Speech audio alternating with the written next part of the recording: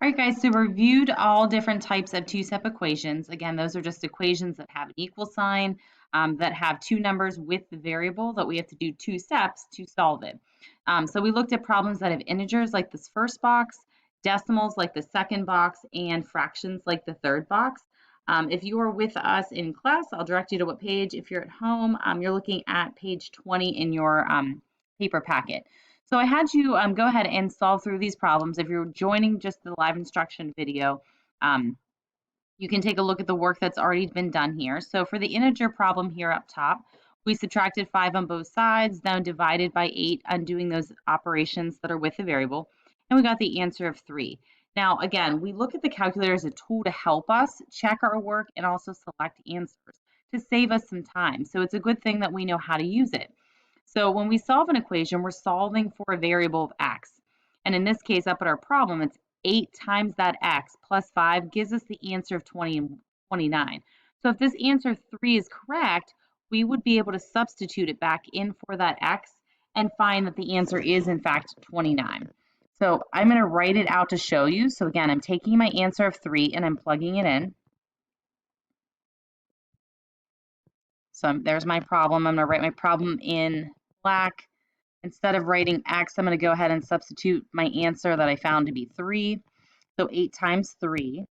And then the rest of the problem, plus 5 equals 29. Again, for this to be a true equation, everything here on the left-hand side, I should be able to plug in my calculator and get that same answer of 29 in order for it to be correct. So to try it out, we have 8 times 3. And again, you could use the multiplication button or you could use parentheses, so I could do it either way. 8 times 3 plus 5. Hit enter, and I do in fact get 29. So what that tells you guys is that you did the problem correctly. That 3 is your answer. When I'm looking at the second one, the only difference is this time my numbers were decimals, but still same thing, two numbers with my variable of x. So we subtracted 1.48 from both sides, and then we got rid of this multiplication by dividing by 3.2, and we found our answer to be negative 1.875. So again, if I'm looking to check my work, I'm going to write my problem down in black, just rewriting it so you can see. But instead of 3.2 times x, I'm going to substitute my answer. I'm just going to put a dot this time for my multiplication, negative 1.875. And then the rest of my problem, which was plus 1.48. So again, if I'm looking at this problem when I wrote it out, my answer is here on the the left-hand side, negative 4.52. That's the answer I'm shooting for when I put all of these other computations in my calculator. I can simplify that right-hand side. So 3.2, I'm going to multiply it by that answer of negative 1.875. Then follow my problem. My other step is to add 1.48, and I do in fact get negative 4.5. So again, guys, that tells me that the answer that I got when I solved it is correct. Okay, last one here. So yes, I have fractions in there, but the operations were the same. I have a subtraction of 5, 6 and a multiplication of 2. So as you can see, I added 5, 6 to both sides and then divided to undo the multiplying and got the answer of 3/4. So again, the point of my equation solving is to figure out what this mystery number is. So if I go back and plug it in and say, all right, I think my mystery number is 3/4. So 2 times 3/4 minus 5, 6 equals 2/3.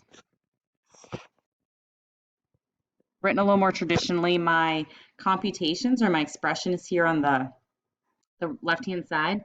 So I'm just going to plug that in. 2 times 3/4 minus 5, 6. Again, remembering to put parentheses around any kind of fractions. Now I get a decimal answer, which is hard to compare. Now, we've learned that in fraction problems, we want to convert so that it is in the right form. And when you do that, you do find the answer of 2/3, which is exactly, I keep doing that, sorry guys, which is exactly what I wanted because that's what it should have had. So again, I encourage you to use your calculator to check your work when you're done solving equations. This skill is also super valuable and can save you lots of time if you're given multiple choice equations on an assessment, on the keystones, on anything that you're doing. You can substitute the answer choices into the equation and look for the true statement. So just like we did with the check on the front side of our assignment, again, if you look at this first problem, 7 plus 3 times a mystery number equals -5. So I'm going to first try number 2. And the goal is so that you can quickly use your calculator and not write it down to determine the right answer. Now, if you need to write it down, by all means, you can. 7 plus 3 times a mystery number. Again, we're going to try 2. So in my calculator, 7 plus 3, I'm going to try times 2. And I should be getting the same answer over here on this problem. It's on the right hand side of equals. I'm shooting for the -5. I got a 13 in my answer on my calculator when I plugged in the value of 2, so that is not it, because I'm looking for -4. So not it. So let's try that second example here. Or that second choice, a -4. So you can, guys, if you oh, I might have messed it up now. If you hit the second enter button, it just retypes your problem. You can go back using the arrows and edit. That can also save you time when you're looking at just substituting values back in. So 7 plus 3 times a number, we're going to try -4 this time. 7 plus 3 times -4. Hit enter and I get -5. Again, that's what I'm looking for in this problem. So this would be my correct answer. B is -4. Especially helpful when you get to problems like number 2 where you have a fractional equation. Could save you some time. So same kind of concept. Here is the side with my variable. Here is the variable I'm looking to replace.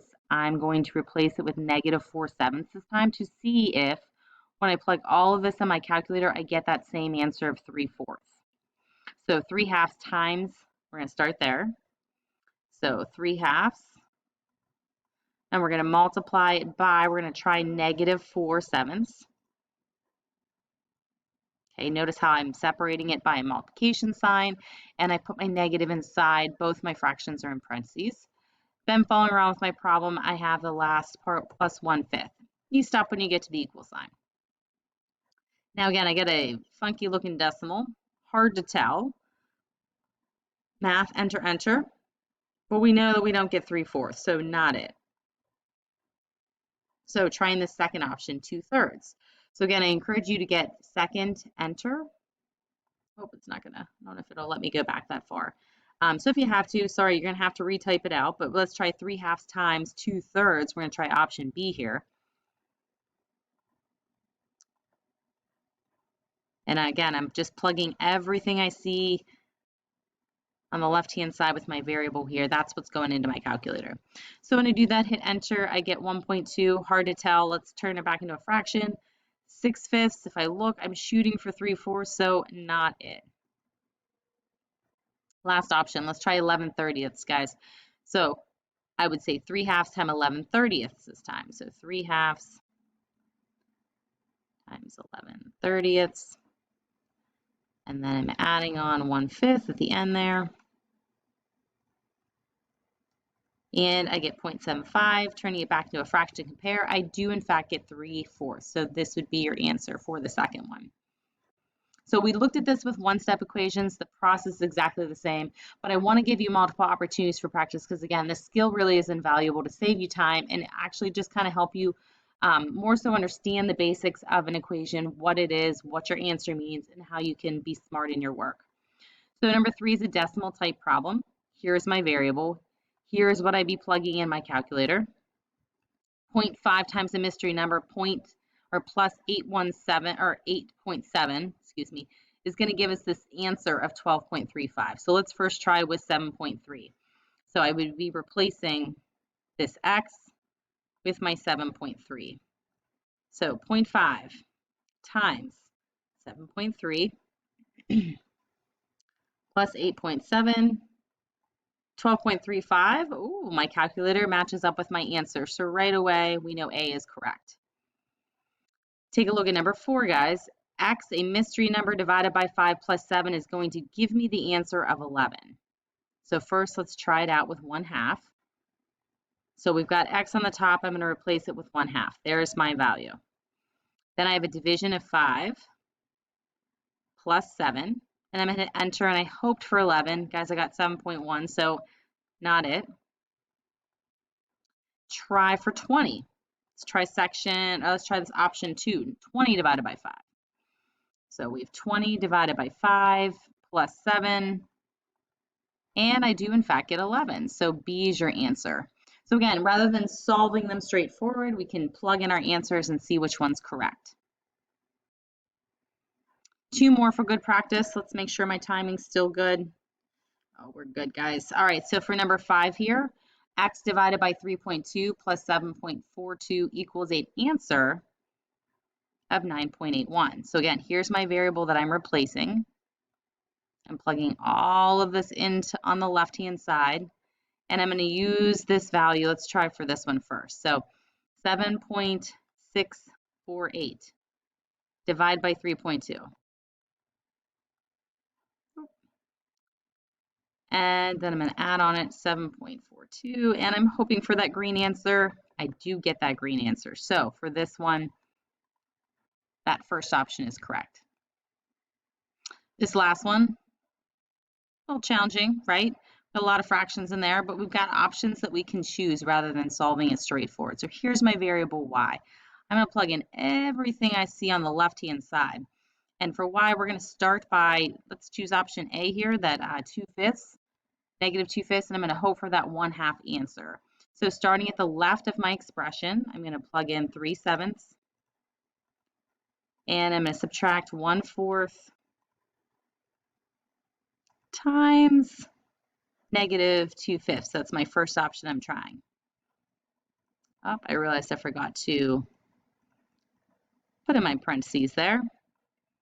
Hit enter, I get a decimal, change it back to a fraction. I do not get 1/2. Not it. Now going back and let's try negative 2/7. So again, I'm going to be plugging in 3/7 minus 1/4 times to negative 2/7. Kind of a pain to plug in your calculator, but again, guys, think about it as it's not quite as bad as solving it out by hand, right?